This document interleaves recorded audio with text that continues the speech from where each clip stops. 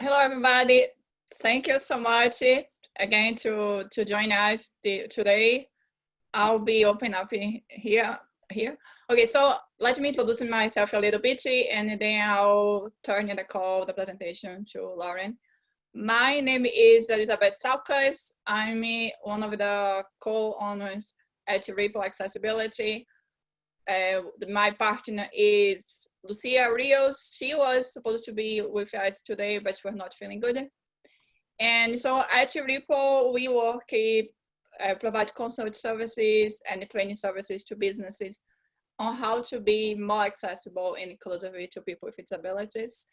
And today we are collaborating, partnering with Lauren Presutti. She's a therapist, and she's going to be sharing with you guys a little bit more about what she does and share about how we can cope with your mental health during these pandemic times. So it's with you, Lauren. Thanks. Yes, absolutely. Thank you so much, Elizabeth. When I learned about Ripple Accessibility, I was really excited to learn more about this consulting company that is working to make spaces and events in our community more accessible, especially for business leaders. And so as I'm someone that uses a wheelchair myself and a counselor that specializes in counseling for people and families affected by disabilities, it was a pleasure to meet Elizabeth and Lucia, and now I'm excited to do this presentation. So that being said, I'm going to go ahead and share my screen so that you all can see what I'm seeing over here. Yeah, and we just want to say that like in the end, we are going to open a space for questions. So if you have questions, you just raise your hand. Or if you go to the presentation, you have questions, you just send on the chat, and Lauren is going to be answering in the end. Absolutely. So the chat box, which you should be able to see on your Zoom, that is a great way for you to write in questions that you think of them as we go through this presentation. Like Elizabeth said, we'll definitely have questions at the end. So we'll go through the questions that you type in, and we'll also put all of our video back up so that you can see our faces and that you can raise your hand if you do have questions. So just keep that in mind as we proceed. So like I said, I'm really honored to be partnering with Ripple Accessibility to share some information with you today on caring for our mental health during this pandemic. Although many states, including Michigan, where we're located, have opened up the world a little bit, we're still struggling with getting back to normal. People are beginning to gather again in our community, but COVID-19 is not over yet. And many of us are still practicing social distancing, making sure that we're taking all health precautions seriously and slowly adjusting our lives so that we can reclaim some normalcy. But we're also continuing to cope in healthy ways to keep ourselves both physically safe and mentally healthy.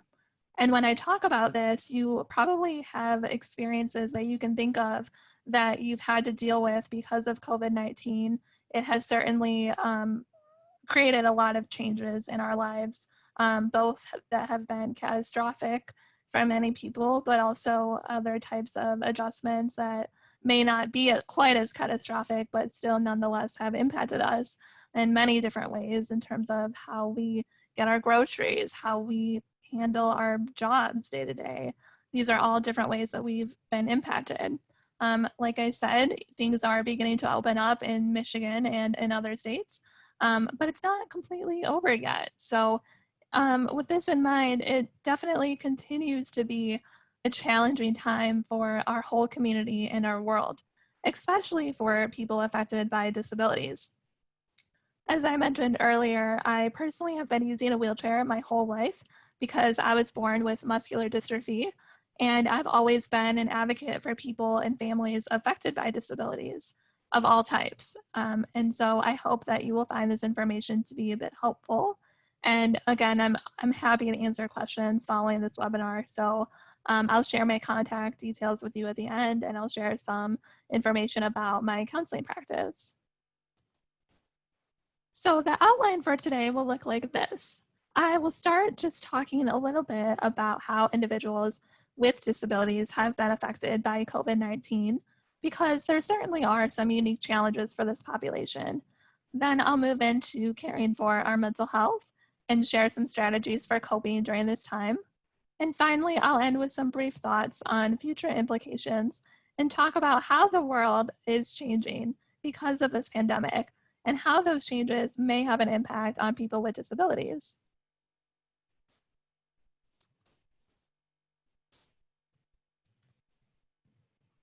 So, how are individuals with disabilities affected by COVID-19? I recognize that everybody in our community has been affected by COVID-19 in some way. And the challenges of this pandemic have been very difficult for everybody in our community. But when we think about the impacts of COVID-19 for people affected by disabilities, there are certainly some unique considerations. First, people affected by disabilities have been at a higher risk during this pandemic. While simply having a disability doesn't by itself put someone at a higher risk for COVID-19, many people with disabilities do have specific conditions that make the virus more dangerous for them. For example, many people identify as having a disability because they have a medical condition or a chronic illness. And often, medical conditions and chronic illnesses can make someone immunocompromised or more susceptible to becoming sick. In addition, over the past few months, some people with disabilities have struggled to isolate themselves as much as other people because, for example, people with physical disabilities might need to rely on regular hands-on help from other people to live independently, access their communities, or assist them with managing their health and wellness. For example, individuals with physical disabilities who rely on personal care assistants for their independent living cannot participate in social distancing in the same way that able-bodied individuals are able to. And for some people, cleaning their homes and washing their hands extra frequently can be difficult due to physical impairments or environmental barriers. When we also think about drive-up COVID-19 testing sites in the community, this may not be possible if you rely on public transportation services to have that access to transportation. These are just some examples of how individuals with disabilities may be at a higher risk when our community is experiencing a pandemic like COVID-19. Another way that people with disabilities have been affected by COVID-19 relates to medical service allocation. There has been a very real fear in the community that medical services and equipment allocation, including ventilators, may be discriminatory against patients with disabilities. And complaints have been filed in multiple states about these rationing policies. This issue echoes an underlying misconception that people with disabilities can't have a high quality of life, and therefore the lives of disabled people may not be prioritized. This has been really unfortunate and really scary for many people who rely on regular medical services and equipment maintenance.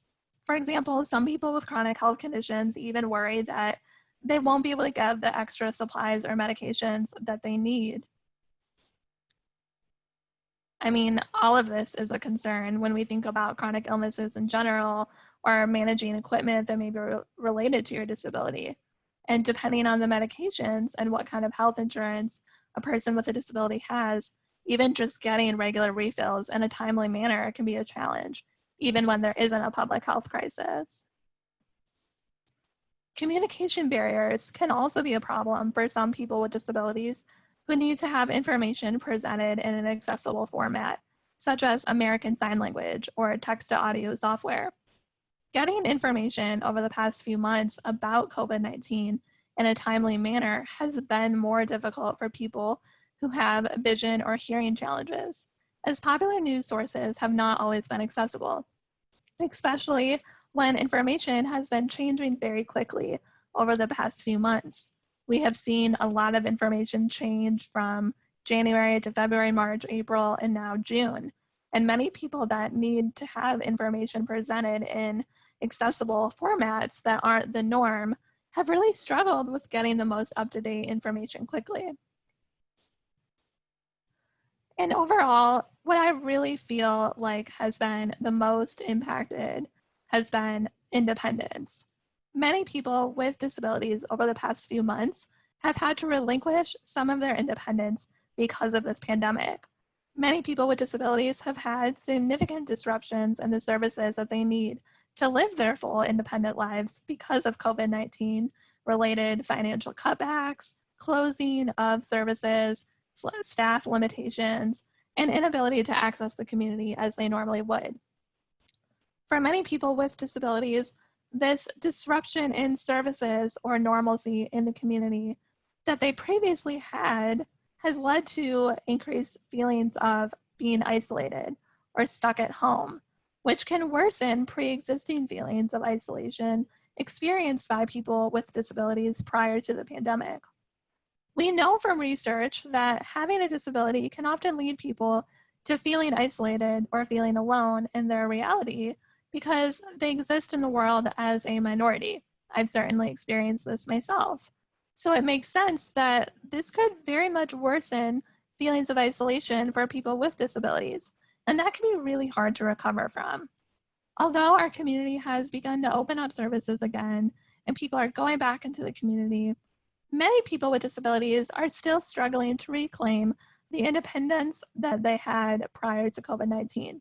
Many people are trying to adjust back to normal life, but adjusting back to normalcy can be a process, and it can definitely take time. So what can be done? Although there have been unique challenges for people with disabilities during this time, there are also many things that people have been doing to take precaution and to stay safe. For example, some people with mobility equipment have been taking extra measures to wash down their equipment, such as rims on wheelchairs, walkers, or crutches. Many people have also had to adjust how they carry out some of their daily activities. And a lot of this will depend on the type of disability that you have. So it will definitely take some creative thinking and daily adaptation to figure out what might be the safest for you. For example, if you're blind or have low vision, you may end up touching more surfaces during your daily routine than other people. So if possible, you might want to think about wearing gloves when going out in the public. Also, everybody is social distancing during this time, but for people with disabilities, you may have to advocate for yourself a little bit more and educate others more about why you may be distancing yourself more so than some of your able-bodied friends or family.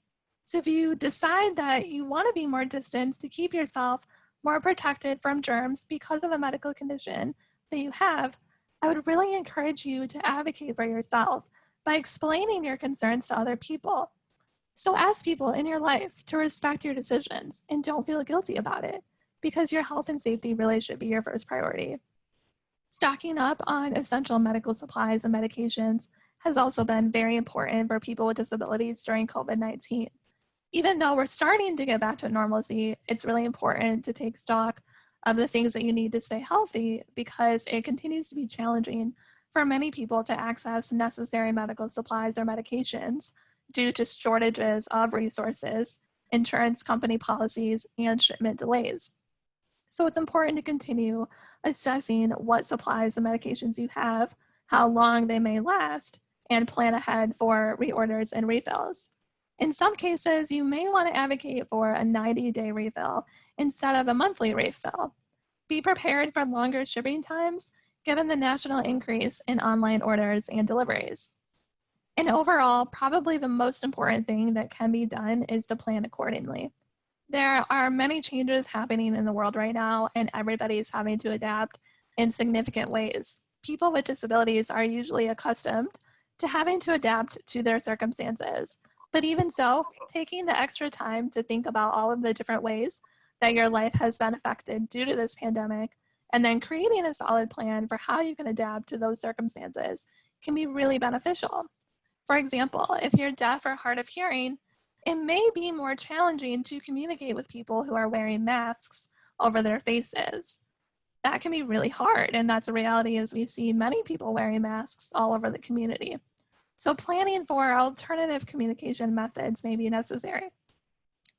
Or if you rely on personal care assistants to help you with activities of daily living, it may be a good idea to limit the number of caregivers that you come into contact with, if at all possible, or establish clear expectations for your staff to follow, such as taking temperatures upon entering your home, wearing masks, and extra sanitizing of everything that they touch. As always, advocacy is really critical for people with disabilities, especially during a time like this. Several national disability groups are advocating against care rationing policies that deny or limit COVID-19 care for people with disabilities. Care rationing may be an increasing threat as hospital systems and supplies fail to meet the demands caused by the rapid spread of the virus that we have seen over the past few months. The numbers of COVID-19 cases have been decreasing recently, and Michigan has opened up some. However, hospital systems and supply companies are still going to be playing catch up for quite some time, making continued advocacy more important than ever. So next, I'm going to move into caring for our mental health. As a therapist, my passion really lies in caring for our mental health, because we could be taking all of these necessary precautionary measures, like I mentioned, to remain safe, but if we are neglecting our mental health, then we are prone to struggling with things like anxiety or depression, which really take a toll on our quality of life. So what I want to encourage you to continue doing during this time is to stay connected. Develop a plan to connect with family, friends, or loved ones. I know that a lot of you have already been doing this over the past few months, and that's great. Talk to your family and friends to develop a plan to stay safely in touch during social distancing. Taking time to share your feelings and to listen and support others will really go a long way. And this is especially true for people that are living alone. Skype, Zoom, FaceTime, Google Hangouts, even just phone calls can really be beneficial to our mental health during a time like this. And I recognize the world is beginning to open up and people are beginning to gather again, but it continues to be a time when staying connected can really go a long way, especially for people affected by disabilities who are trying to reclaim their independence and get back to normalcy. So please remember to continue checking in on your friends and family. This can make us feel less alone through the aftermath of COVID-19. And as we continue adjusting to our new normal in the world, we're bound to feel a little less isolated and alone by doing this. And that's why staying connected with other people can really help. Have conversations with people about what their daily lives are looking like. What has it been to re-enter the world?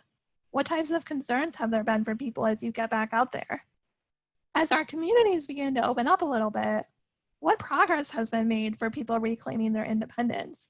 Ask people questions like this. Start those conversations. How are people with disabilities continuing to be affected?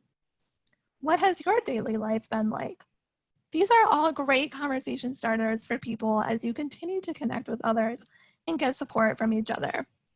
I also recognize that some people are finding virtual communication to be a little bit draining because you might be staring at a computer or a phone screen for longer periods of time than what you are accustomed to. So remember to take healthy breaks from technology, but to find a balance between those breaks and also staying connected by utilizing technology to check in with people that you care about. Limiting news consumptions has also been a great coping strategy that many people have been utilizing over the past few months. COVID-19 cases may be decreasing, but the reality is that it's not going to disappear from the news anytime soon. Our whole community is rebuilding. Our economy is trying to recover, medical systems are trying to recover, and our whole community has organizations that are trying to recover and figure out what is this new normal going to look like. So COVID-19, or should we say the aftermath of COVID-19, will continue to be in the news for quite some time. Remember to take breaks from watching, reading, or listening to news stories, including social media. Hearing about the pandemic repeatedly over and over can be really upsetting because when we're overwhelmed by information, it can feel really difficult to process all of that information all at once. It's almost like information overload, and our minds can begin racing and overreacting and having all of these jumbled thoughts together. And that can lead to a lot of anxiety. And it can make people feel like they don't have control. When we see a lot of things happening in the news that we don't have control over, sometimes it can make us feel a bit powerless, triggering some depression or extra anxiety. I know a lot of people experience this. So remember, it's a good idea to limit the amount of news consumption that you have. It's important to stay informed, but you want to take some time to figure out what your healthy boundary is when it comes to how much information you're taking in. So in addition, continue to follow a routine. Maintaining a regular schedule is really important to your mental health, and it can help you reduce your anxiety. A lot of people have tried sticking to a regular bedtime routine through the past few months, keeping consistent times for meals, bathing, getting dressed, work or study schedules, and exercise. Why is this important? Well, it's important to have a routine because it really takes some of the decision making out of your day-to-day schedule. Every time that you have to make a decision, no matter how small or big that decision is, you're adding some level of stress to your life, even if it's a small amount of stress. That extra energy that you're using to make those daily decisions can add up to feel really heavy every day over a long period of time.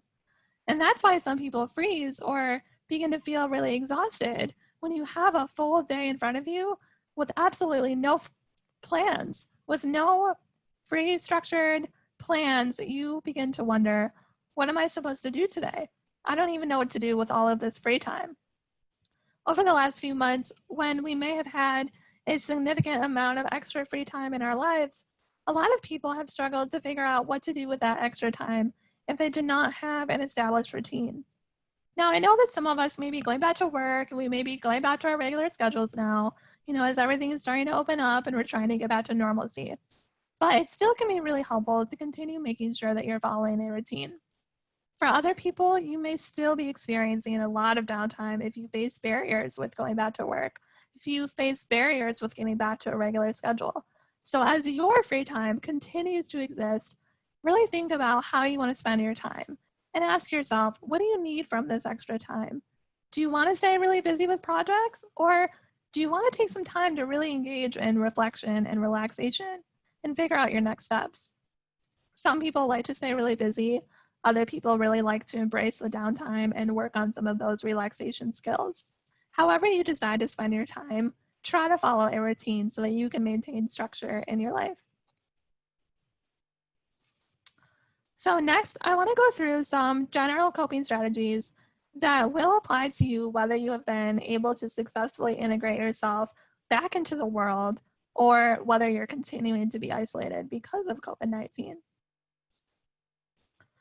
So first, it's really important to take care of your body. This is like the bottom of the pyramid, right?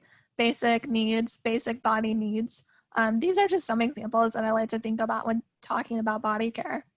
So always taking your medication as prescribed, or check in with your doctor. If this is a time that you want to kind of catch up on some of your health-related needs, maybe use this time to check in with your doctor. Have a glass of cold water. Staying hydrated can help alleviate some of that anxiety in the moment. Eating healthy snacks throughout the day, being really mindful about your eating, that's a great way to cope. Stepping outside to get some fresh air whenever you feel isolated inside. Make sure that you get outside, especially now when the weather has been really nice and it's been a lot sunnier outside. Make sure that you get a little bit of fresh air every now and again. Sometimes stretching, exercising your whole body out, even just a little bit every day, can be really helpful. Close your eyes, relax your body. You might want to try some guided body meditations online. You can Google these, find them on YouTube. There are so many of these meditations online. Sometimes what I really like to do is taking a long hot shower or a bath, especially at the end of your day. It can kind of help you feel like you're washing off all of the stress of the day so that you can go to bed feeling clean, feeling refreshed, and having a good night of sleep. Some people like to use a body lotion or another type of body care products that you might enjoy, like something from Bath and Body Works. They have tons of different varieties of this kind of stuff. Or some people really enjoy essential oils to help them de-stress. That can be great too. Sometimes if you're having a bad day, just changing into your favorite clothes. Sometimes just changing your outfit can help a person change their mood. Wrap yourself up in a blanket. This is especially true for people that have different types of sensory conditions. Wrapping yourself up in a blanket or getting a weighted blanket can be really helpful. And sometimes you need to take a nap or plan for healthy sleep. One of the most important things that you can do is to make sure that you get enough sleep. So moving on to social care, here are just some examples to make sure that you're managing your mental health when it comes to your social relationships. So identify and remove toxic negative relationships. Virtual activities online. So anything now can definitely be turned into a virtual activity, I feel like, because we have managed as a community to have museums become virtual, to have movies obviously on Netflix and Hulu and all things like that.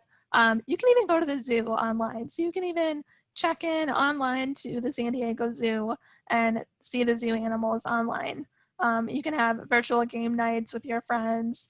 You can use the different video filters like the ones on Facebook Messenger. You can play online games together. I mean, there are just so many different opportunities now for people to engage with each other socially because of virtual platforms.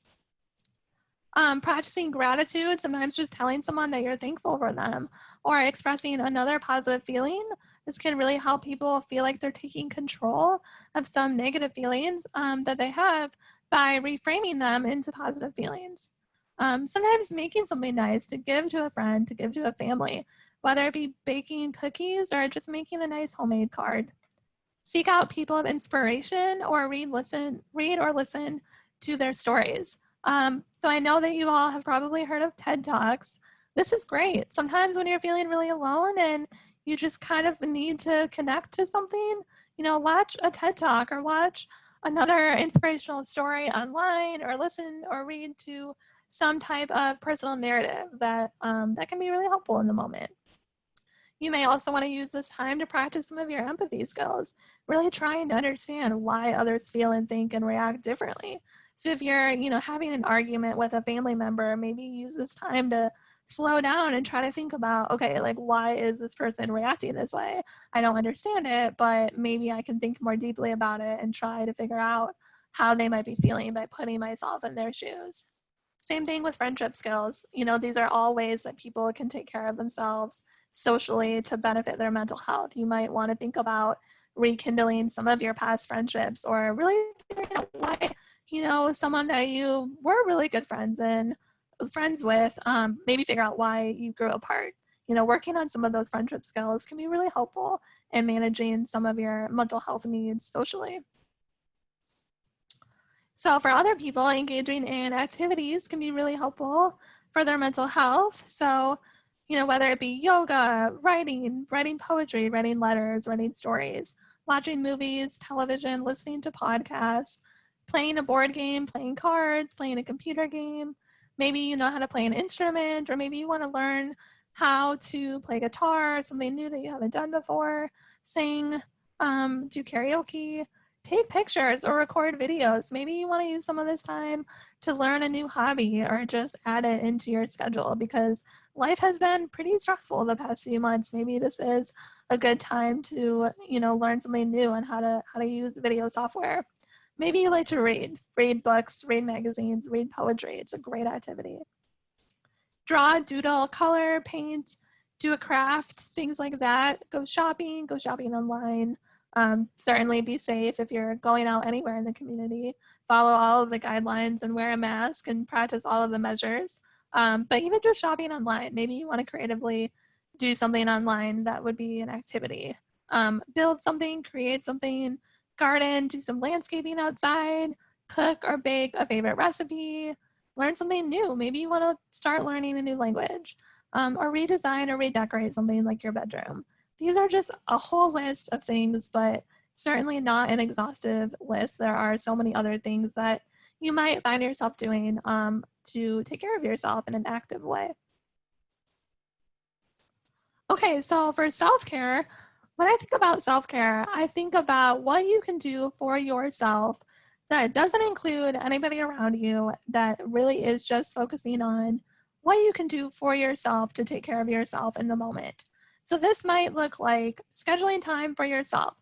If you feel like you're socially exhausted and you're stressed about work and you're just kind of dealing with a really busy week and there's so much to do and you're overwhelmed, maybe you need to just schedule some time for yourself where you're going to say, nope, I am not going to attend all of these things that I have going on. And I'm just going to take an hour right now to just be by yourself and attend to your own needs. That can be really powerful and really make a difference for people. Similarly, you may just need some time to think about some positive qualities or successes that you've had, to challenge or reframe some of your negative self-talk and figure out how to change some of your negative self-talk into more empowering messages that can help you feel more confident and like you have more control. Another form of self-care is realizing that you've committed yourself to something that you don't want to do. So sometimes saying no to something can really help you feel better. Sometimes dreaming about your personal aspirations can go a long way, or just treating yourself in some way, getting ice cream, going to get a soda, just doing something for yourself that's all about you, that's meeting a need that you have. That can be really great for your mental health. So just some ideas for self-care there. So finally, I want to just touch on taking care of our minds. So a lot of this might sound like things that you might work on in counseling or going to therapy. But if you don't have access to that, here are some really good strategies that you might use. So working to identify your emotions and practice naming your emotions. This can allow us to feel really in control of our emotions. So, if you've got this nagging feeling in your mind and you're really irritated and you just don't really know what it is, maybe you want to say, yeah, I'm feeling really angry. I'm feeling, I'm really upset right now. Just giving it a name and acknowledging what you're feeling can make a difference for some people. Along with that, maybe not just identifying what your emotion is, but journaling about it. Journaling doesn't have to be this extensive writing a book about it. It could just be a few sentences, a few bullet points that you want to write down about what you're feeling. Try meditation or mindfulness. Like I mentioned earlier, there are so many opportunities to engage in mindfulness or meditation online. Going to YouTube, watching many different types of videos that can help guide you through a mindful or meditative practice can be a great way to cope. Express yourself, let yourself cry, express yourself however you need to. Practice positive affirmations, and I'll talk more about positive affirmations in just a couple minutes. Unplug from social media, use a stress ball or a fidget toy. This can be helpful when we have a lot of racing thoughts and we don't know what to do with it and our minds are overwhelmed and we just need to put our energy into something physical. Maybe just grab a stress ball or a Play-Doh or just something. We just need to kind of use our hands for something right now in the moment of anxiety. That can be really good. And then also using mental health phone apps. There are lots of different apps on our phones for mental health, and that can be really useful when we're struggling, especially if you don't have access or ability to find a therapist right now. Using mental health phone apps can be really good sometimes. Okay, so for just a moment, I wanted to bring up this idea, this fight or flight response. I know that many people have been experiencing this phenomenon over the last few months, and it may continue to be something that you might experience as we go through this aftermath of COVID-19 and adjust at least somewhat back to normalcy. So what is this fight or flight response? This is basically a response that is designed to protect us from the threat. So to survive, your brain identifies something, identifies a threat like this monster on the screen, and your brain says, oh no, I have to respond right now in the moment. And the fight or flight response is basically how you're dealing with that threat. So you're either going to fight it or you're going to flee it. So what that means is you're either going to, it's basically self-explanatory. You're going to fight the response, you're going to stand up to it, you're going to try to make it go away, or you're going to flee it, meaning that you're going to try to run away from it, you're going to try to avoid it. It's important to note that this response can be triggered due to both real and imaginary threats. The COVID-19 experience has been a chronic state of emergency, right? It's not just a one-time monster that came and left. It's not just a one-time car accident or something like that. It's chronic. It's, a pandemic. It's a global pandemic. And because it is chronic, some days you may be feeling like you're ready to fight. And other days you may feel like you can't deal with this and you want to escape. and you find yourself wanting to flee. So, what does that look like? What does fighting look like? Fighting might look like, you're going to watch the news, you're going to talk about it with people, you're going to try to like be really proactive, you're going to stock up on all of your medication and equipment, and you're just going to, make all of the accommodations and cleaning your house like frantically as much as you can. That might be fighting it. What does flee look like? Flee might look like you just need to isolate in your bedroom under the covers for a little bit, doing whatever it is that you can to escape the threats of the world. And you just may not want to talk about it, and you may not want to watch the news, and you just maybe want to just try to distract yourself from it, try to get away from it. And I just want to remind you that both of these responses are okay. And to be gentle with yourself when you notice that your body is trying to fight everything that COVID-19 has caused, and when you find yourself trying to run away from it. Both of these responses are very normal, and a lot of people are experiencing both of them. Because it's a chronic state of emergency, you're going to fluctuate through both of these over time, and that's completely okay. It may even happen in the same day. You may start out wanting to feel like you want to fight these things, and then later you might feel like you just can't take that on and you don't want to deal with it, and that's okay too. A few months ago when COVID-19 really became prominent in the world, we started noticing this, and we're still noticing this when we're all trying to adjust back to normalcy. So just know that both of these responses are okay, and it's normal to be experiencing both of them. No matter what, you may be experiencing a wide variety of emotions because of COVID-19 and what we have been experiencing over the last few months, and I really want you to know that your feelings are valid. And I'll talk just for a moment about some of these feelings that you may be having and what these can look like. You may have a lot of fear and anxiety. Anxiety can look like worry, racing thoughts, difficulty sleeping, panic, just obsessive thoughts, physical symptoms too. Physical symptoms might be a faster heartbeat, rapid breathing, tightness in your muscles. Fear is a natural reaction to a pandemic. So what you're feeling is really normal, and it's important to be gentle with yourself. You may also be experiencing some apathy, meaning that maybe you don't care that much, or maybe you feel numb. And that's okay too, because if you're feeling that way, you're probably in sort of like a freeze state, which occurs when, it becomes apparent that you can't really run from it and you can't really fight it, and you're just kind of feeling numb. You may feel a little bit like you're shut down because you can't take on anything else because it's too much. And that numbness may give you a way to temporarily avoid difficult emotions about COVID-19 until you have more energy or until you're in a better place to start processing what you're feeling. And that's completely okay. It's almost like feeling numb is a way that your mind is protecting you temporarily from dealing with the emotions. And that's completely okay if you're in that space. A lot of people are also experiencing a lot of sadness. Regardless of whether your sadness comes from not being able to visit your loved ones in person, or from a canceled event, or from a canceled opportunity because of the pandemic, it's normal to feel sad about those losses. Sadness can also come from recognizing that the world has changed. It really has changed, and it's probably never going to be exactly the same as it was before the pandemic. You may also be feeling really angry. And there are certainly many reasons that you may be feeling angry due to the pandemic. This virus has made everything more complicated. It's made going to the store more complicated. That can be really frustrating. You may have had to forego your favorite activities, your favorite restaurants, your favorite shopping centers, and a number of other things that you enjoy. And of course you would be frustrated. I feel frustrated. I mean, therapists like myself are definitely not immune to all of these feelings. Okay, we're having them too. We're feeling a mix of all of them. We're feeling anxious and sad and angry. And it's okay to have those feelings.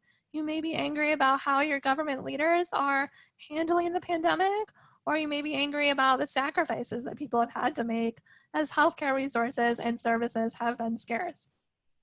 And really, all of these emotions, whether you have some of them or less of them or a whole mix of them, can make you feel exhausted. So the higher levels of anxiety, the changing emotions, the changes in routine, the extra steps that are needed to complete the very basic tasks, readjusting to a new normal and spending more time inside, All of these things can drain your energy much faster than they normally would. So continue to be gentle with yourself. If you feel exhausted, reach out to people in your support system, seek help from a mental health counselor, or learn more about coping strategies by using information on mental health webinars or websites or books or articles or anything that you can find to help you better cope with it.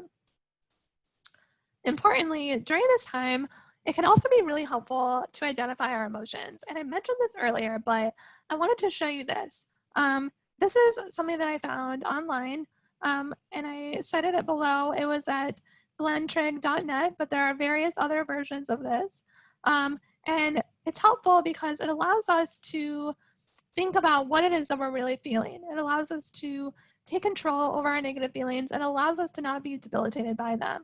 Because when we can identify what we're feeling, we can work on accepting that feeling, managing it, and then coping with it in a healthier way. So how exactly do we do that? How do we figure out what our emotion is? Well, you might want to ask yourself, what am I aware that I'm having? What is this? Is this anxiety? Is this stress? Is it a mix of everything? Am I angry?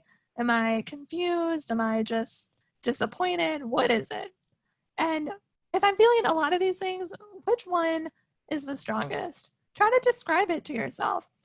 And don't be afraid to push past your answer that may be fine, right? We all say fine. Someone says, how are you feeling? How are you doing? And you say, oh, I'm fine. I'm whatever. I'm okay. But try to really slow down and take some time to push past that. Fine isn't really a descriptive word. So what does fine really mean? What's underneath that? And when did I become aware of this feeling? Has this been going on for, weeks and weeks or months and years? Have I been struggling with anxiety for a really long time? Or is this new? Has there been a change in my life? Is something going on that I have had to experience and now I'm having all these emotions? So asking yourself, what might be triggering this feeling? What's happening or not happening in my daily life? How can I manage this feeling? What has been successful to me in the past when I have felt like this? Okay, so I'm feeling really angry. I've had to give up a lot of stuff lately and it's not fair and I'm feeling really angry. Okay, so accept it, acknowledge it, say, okay, I'm feeling angry. Now, how can I manage this? What is going to be helpful to me right now and what is not going to be helpful? And what have I done in the past when I have felt angry? How do people that I know and trust deal with anger? How can I move forward? What am I going to do? What are my options? And importantly, ask yourself, who can I reach out to for support? Who do I feel safe talking to? And that doesn't mean that every single one of your friends is going to be the person that you reach out to. Sometimes we have friends that are really good at listening to our feelings, and sometimes we have friends that we love them to death and we have fun with them, but maybe they're not the people that we feel safe opening up to about our emotions. So before you call someone or before you start, reaching out for help, I would really encourage you to think about, who do I know that is going to be able to slow down and support me, and who's going to make me feel safe? Who can I talk to that I do feel like I can really trust, that I can really open up to about what it is that I'm feeling? So like I said, just reflecting on some of these questions can help us feel more in control of our emotions, and it can really help us navigate through those feelings more effectively so that we can stay in control of them and we can feel like we are taking care of ourselves. So I really like this image that I pulled from thecounselingteacher.com, and I really like it because a lot of times people can struggle with feeling out of control. And this is a really good visual that can help us remember the difference between what we can control and what we cannot control as it pertains to COVID-19. So what can we control? We can control our positive attitude, your kindness and grace, limiting your social media, turning off the news, all of these things. All of these things are great things that we can control. And then what can we not control? We cannot control the actions of other people, predicting what will happen in the future, the amount of toilet paper at the store, that's a good one, and how long this will last. How long will it be until we can no longer have to worry about wearing masks? We still don't know that answer. We don't know when there's going to be a vaccine. We don't know all of this. But we can't control those things. And if we spend all of our time obsessing and thinking about them over and over and over, it could be really exhausting and really draining for ourselves. And I'm not saying that, never think about them, because of course we want to have good conversations. We want to listen to the news. We want to take in a healthy amount of information. But we can control our boundary. And our boundary could be that, okay, we're going to talk about it sometimes, but I'm not going to allow myself to obsess about it all day, because that can lead to poor mental health. And so I really like these types of visuals, again, because it helps us understand the differences between what we can control and what we can't. And it's helpful, if it's helpful to you, I would really encourage you to make one of these graphics for your own life. So take this idea, but draw it out for yourself and add more things to the drawing. What can you control? What can't you control? Specifically as it relates to your own life.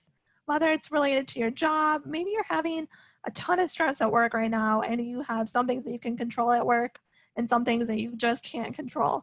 Maybe it would be helpful to you to kind of draw out the differences between what you can control and what you can't, and then really focus on what you can control.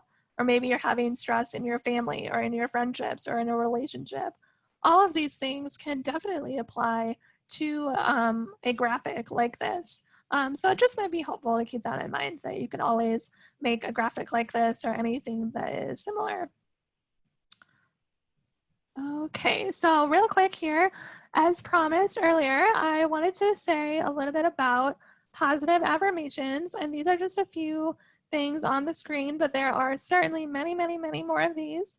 Positive affirmations are things that you can tell yourself when you're experiencing a difficult moment. So if you find yourself having a lot of stress or a lot of anxiety and you're starting to feel like it's really overwhelming for you in the moment, it can be really helpful for you to say, I'm safe, I'm strong, I'm worthy, or my mind is positive, my mind is powerful. I will find joy in where I am. I love myself, I love my body, I love my life, my mind is calm. All of these things are just things that you can repeat to yourself or just have in your mind when you are experiencing stress. So the ones listed here, again, are just examples. What usually is the most beneficial for people to do is come up with some of your own ideas, your own phrases that are most meaningful to you. And do this when you feel calm, when you feel like you're in control, when you're having a really good day. Because if you wait to come up with some positive phrases when you're in that moment of high anxiety or deep depression, it can feel really difficult or impossible to come up with your positive affirmations when you're down in that dark space. So what you should do is do it when you're feeling really good. Do it when you're having a good day, you're feeling good about yourself, you're having a good experience. Write them down on a piece of paper, maybe in your journal if you have one, or just grab a scrap sheet of paper, or even do it on your cell phone. Just write down some things that always make you feel better, or things that are truthful to yourself that you can have on hand. And then when you find yourself in that moment and you're feeling really down and depressed, or you're feeling overwhelmed, you can pull out that piece of paper or you can pull out your cell phone and you can have those positive affirmations to practice right there in the moment. And that can be really helpful for people. So just to quickly touch on, what does grief have to do with COVID-19? So a lot of us have been experiencing grief, whether we realize it or not. And this is because we feel like the world has changed forever because of COVID-19. And that's the truth. The world really has changed. And anytime something changes, no matter what it is, anytime something changes, we experience a loss of how it was before. Over the last few months, we have lost a significant amount of normalcy. We have felt it in the economic toll. We have felt the loss of connections with other people. Many of us have had to cancel social events and important celebrations in our life. All of these losses are hitting us and we are grieving. And I think naming this as grief can be really powerful. And I just wanted to include this slide to acknowledge that there has been a lot of grief because of COVID-19. And sometimes people are under this impression that grief only comes to the surface when we experience the death of someone. But that's not true. Grief, more broadly, is something that really can surface anytime we experience a loss. We experience grief when we lose someone, but also when we have to make a life transition, when we lose an ability, when we lose out on something that we were supposed to have. So in the case of this pandemic, absolutely, All of us have lost something in one way or another. We've had so many losses, and I just want to acknowledge that for a moment, that it's okay to say that we are grieving, and that sometimes even just saying it out loud can be helpful, because it can remind us that we're not alone and that many of us are experiencing grief collectively. And I love this because often when we have grief, we want it to be linear. We want grief to be something that has a very firm start, middle, and end. We want to know that every single day that passes, our grief will be easier than the day before. We want it to lessen. We want every single day that goes by to be better and better. And we want every day forward to be better than what we felt yesterday, the day before that.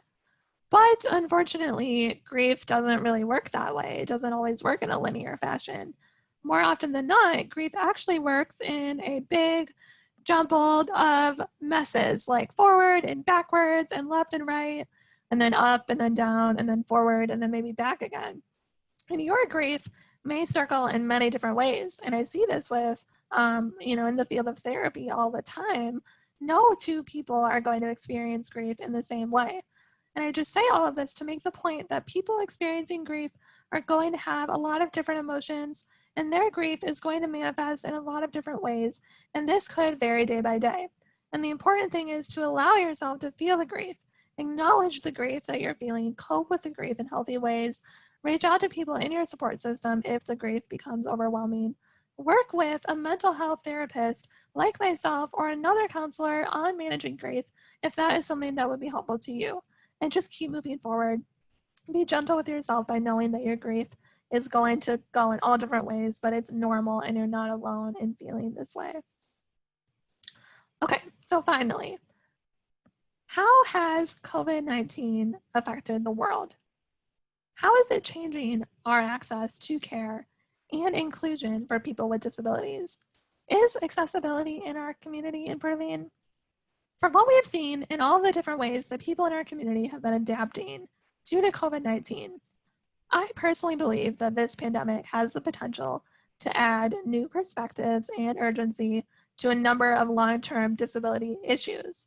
For example, people with disabilities and chronic medical conditions have regularly struggled to secure flexible work arrangements, including reasonable accommodations or telecommuting, working from home.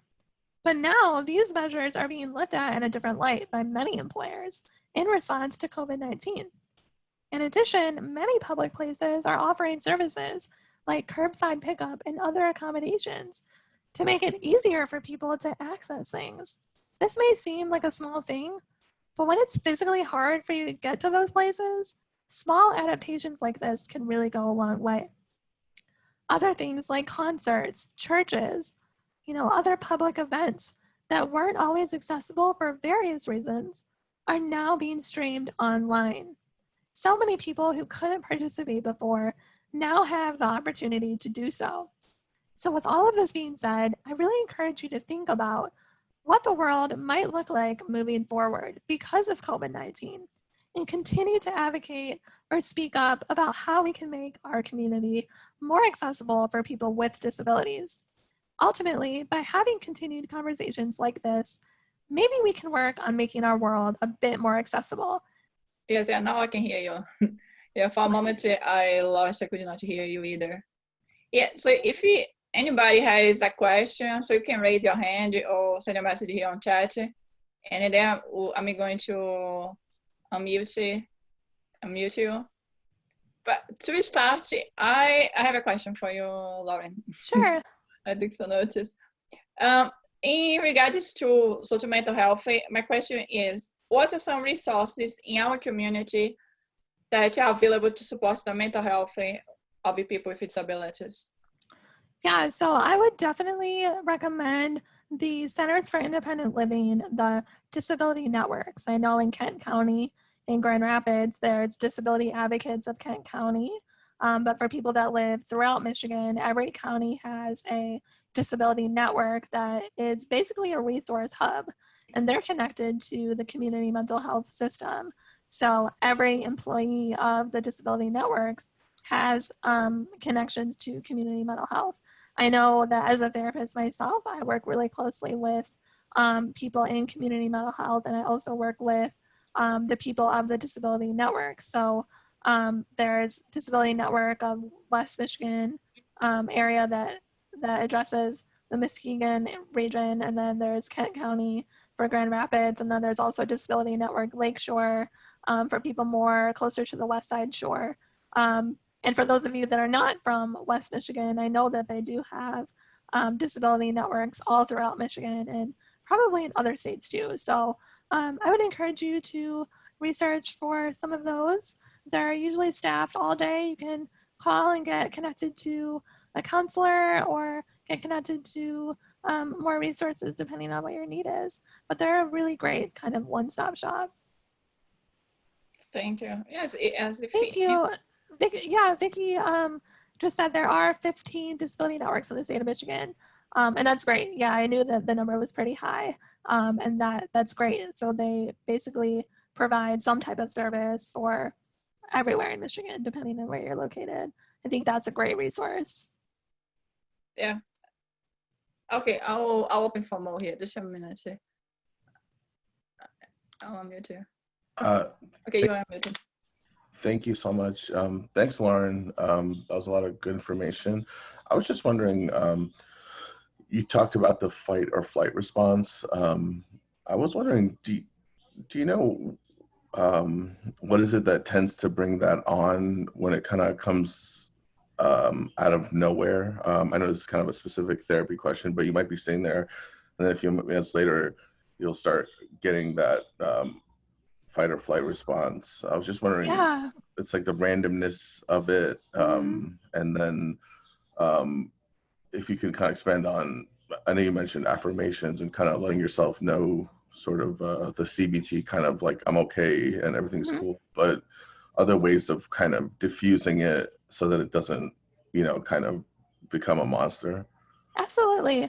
Yeah, so that fight or flight response, oftentimes people think that the monster in front of you or the threat in front of you has to be like right in your face, like immediately hitting you, like something like just happened, you just witnessed something or you just got something. But in your case, it sounds like you're asking, how does that work when it's kind of random? Like you might just be sitting there going about your day and then all of a sudden you have like a rush of emotions or a rush of anxiety. And that's really normal. I think that a lot of people have the misconception that fight or flight only comes on when there is like this immediate threat. But I think that a lot of people do have that rush of anxiety even when it's not right in front of their face. And there's a lot of reasons that they may be experiencing that rush.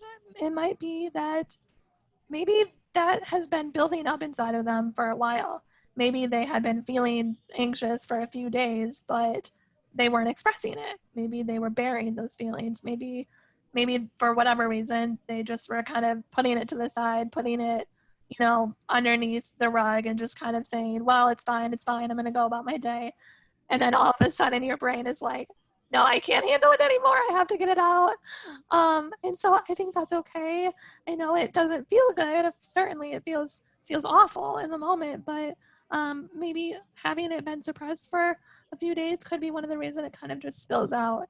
Another reason that it might spill out, it might just be you remember something, even subconsciously, you remember something and you know you're just going about your day doing chores at home. And then it dawns on you that you're not going to go see your brother's birthday party or something like that because it was canceled. Or it just dawns on you that, oh, I guess this means that I'm not going to be able to go, you know, to the movies on Friday like I had always done before on Fridays. Or something happens and you start realizing, oh no, this means something. And so maybe you feel that rush of emotion and maybe you don't even know, like, why am I feeling this way? But there's usually some type of trigger. I mean, sometimes it can be totally random, but sometimes too, it could just be the smallest trigger and it can feel like really random, but it could be something that triggers you or it triggers your memory, or it could be like brain overload, if that makes sense. And so how to deal with that. So I talked about some positive affirmations. sometimes I think if you get a rush from anxiety, one of the best things that you can do is just step away from whatever you're doing and just go outside for a minute. Or, if you're doing all this stuff and you're just grocery shopping and you're like, oh my God, I just feel so anxious. Maybe you just want to like go to the front of the store and just like take a break.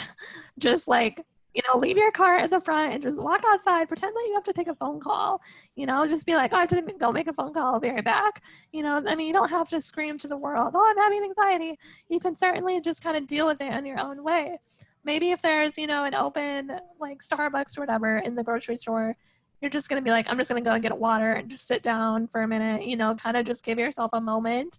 I think a lot of people try to push through and they just try to be like, all right, well, I have stuff to do. I got to get this done. And then I got to go home and do all this other stuff. And I got, people to see and all this stuff to do. And that would be more in the category of like suppressing it, kind of putting it under the rug, pushing it off to the side, which ultimately can lead to more and more and more spillover and more anxiety. So I would really encourage people to just honor whatever it is that you're feeling and just say to yourself, okay, I'm feeling anxious right now. This is called anxiety. I'm having anxious thoughts. I've had anxious thoughts before. I'm going to deal with it. I'm going to do what I need to do right now. And then I'm going to go back to whatever I was doing. Okay. And it's a practice thing. The first time you do it, you might not be able to be that self-disciplined to say, okay, I'm having anxiety. I'm not going to freak out. I'm just having anxiety. But maybe the next time you do it, you'll get better at it. And the next time you'll even be better at it. And then eventually the more and more that you practice that, the better it is that you'll be at that. I did have one other thought too as you were talking. You mentioned CBT, and I really like CBT, and that is cognitive behavioral therapy for those of you that don't know. And what that is basically focusing on reframing the thoughts that you're having to change the way that you feel. Because the premise of that type of therapy is that when we have thoughts like, I'm a terrible person, I made a mistake, I just failed an exam, I'm terrible, I must be awful, I must not be good at anything, I must be a failure, that's going to lead to some depression because we're going to start feeling, oh no, now I'm feeling worthless, now I'm feeling really bad about myself, now I'm just getting into this really dark space. And what CBT tries to do is it tries to say, no, don't go into that dark space, take those thoughts and really ask yourself, are these thoughts true? Or am I just having a thought? Because there is a big difference between saying, I failed at this, I'm stupid, I'm a bad person, versus saying, I'm having a thought that I'm stupid. I'm having a thought that I'm a bad person. I'm having a thought that I really messed up. But I know that my thoughts are just thoughts. People have thoughts every single day. We all have thoughts. They come into our minds every single day. They're automatic. We can't always control our thoughts, but we can control if we choose to believe those thoughts. So I can say to myself, I'm having a really bad thought. I'm having the thought that I maybe did a terrible job in this presentation or I really messed up or whatever. But I can slow down and say, is that true or is that just a feeling I'm having? That's just a feeling I'm having. I don't think that was true. I don't think that I'm a failure. I'm looking at the evidence for that. And, I think the evidence is that I'm not a failure. So I'm going to listen to my evidence and I'm going to tell myself that I'm not a failure. I do feel badly. Maybe if that's the case, maybe I feel bad right now, but I can manage that. I have felt bad before and I'm going to feel different later, and emotions don't last forever. We don't stay in the same emotion indefinitely. So I'm feeling badly, but my thoughts aren't true. So that's basically what CBT is. It's about slowing down your thoughts and really challenging yourself to say, that's just a thought. That's not true.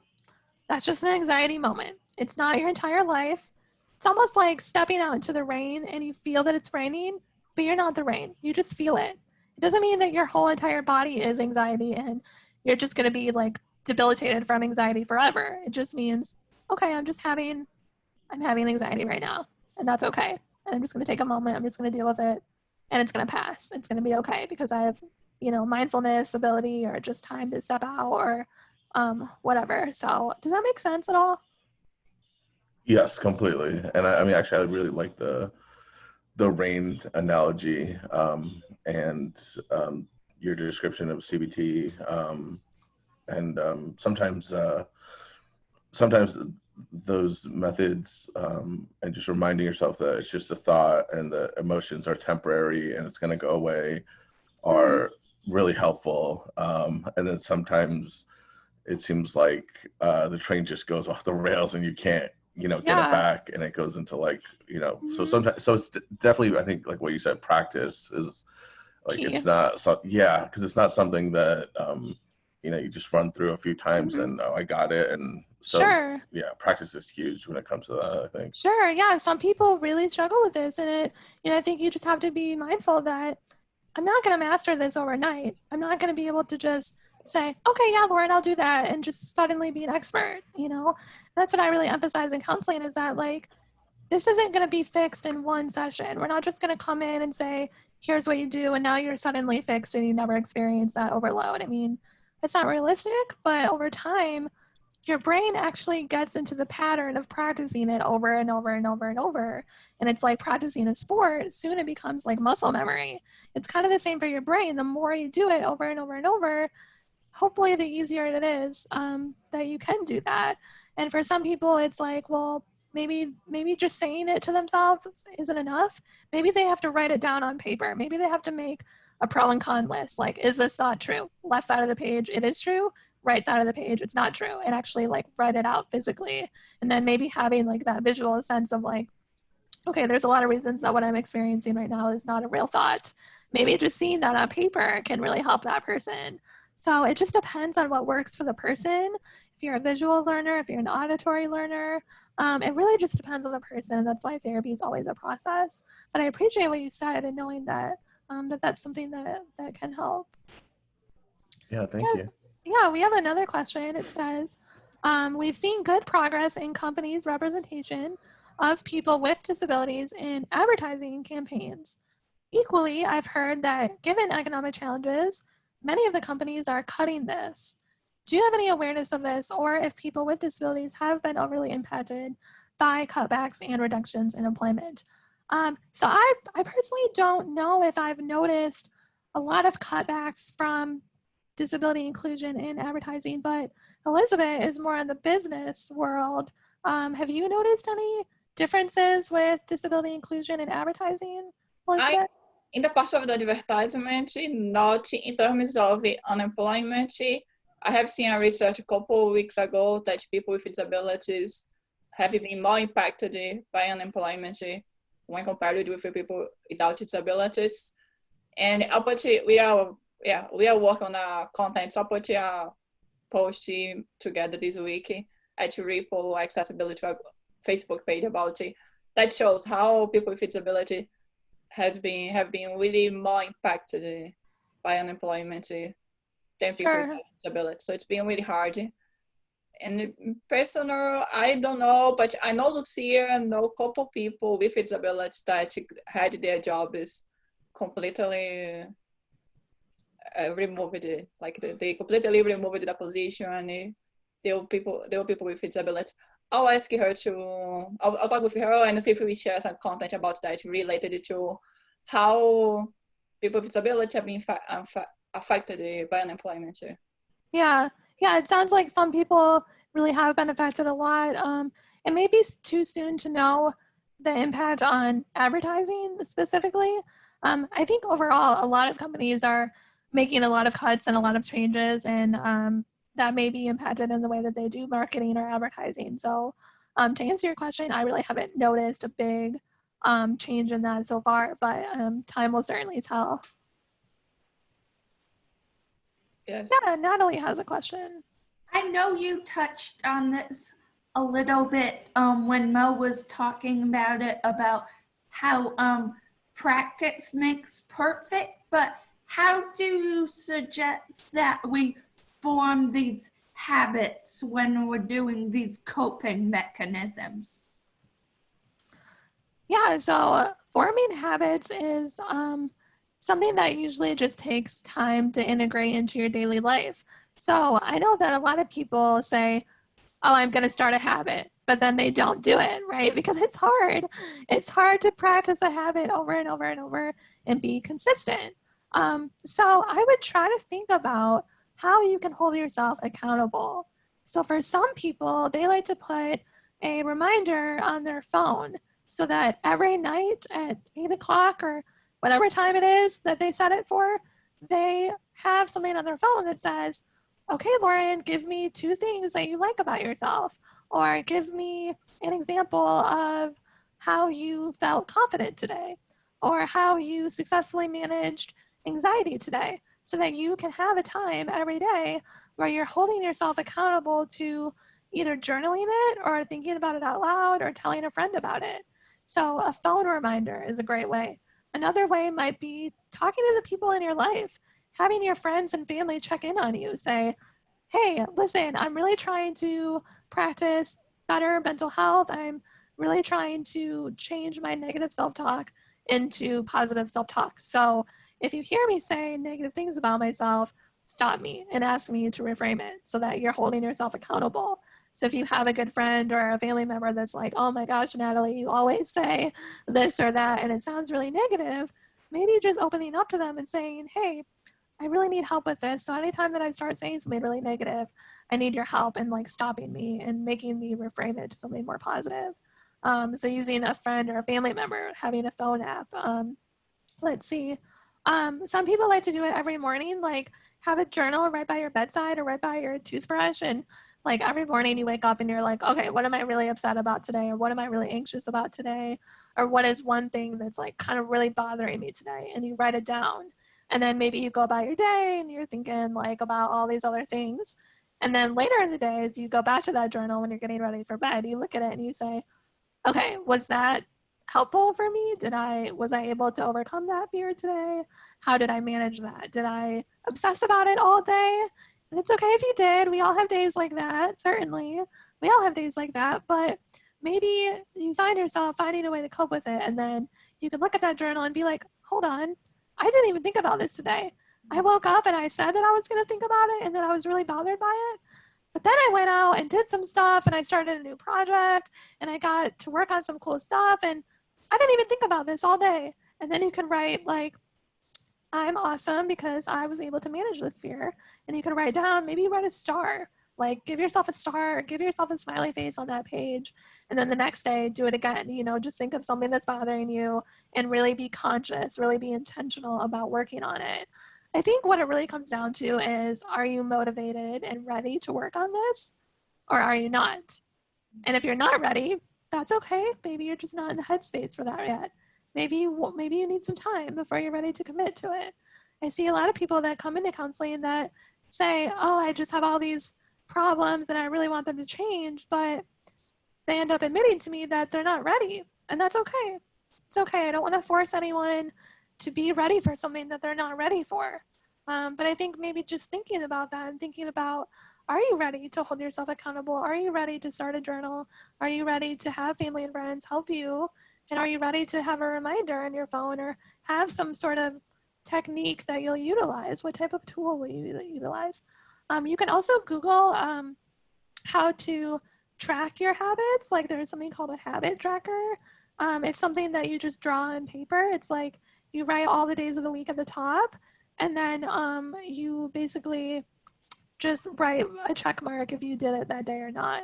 So did you practice positive affirmations today, or did you forget? And if you forget, it's okay, but then you just wouldn't write a check on that day.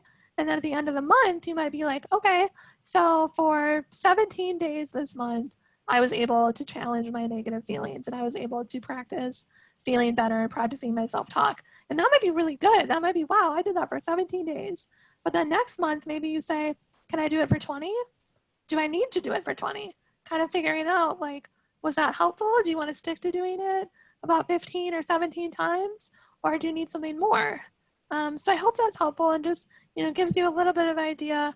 Ultimately, working with a counselor is probably the most professional route to go about it. But if you don't have access to a counselor, definitely working on some strategies like that could be helpful too. Thank you. That helps a lot. You're welcome. No problem. Thanks so much, everyone. I think it was a really great webinar, and we are really excited to have you guys here. We are planning in new webinars coming up now in July. And now in July, it is the 35th year anniversary of the ADA. So we are planning some really cool things. If you guys have any ideas, something you would like to see from let me know. Disability or from Lauren, for Lauren, just to let you guys know, we plan, like Lauren said, we are planning to create more content just really to support the community, because we are really passionate about it, to support with people with disabilities. Absolutely, you guys. So if you want to see a topic about mental health or about disability at all, please message it to me. Write it on my social media pages. Get in contact with me, because I will definitely create the content that is about what you want to see. Yes. Thank you. Bye, guys.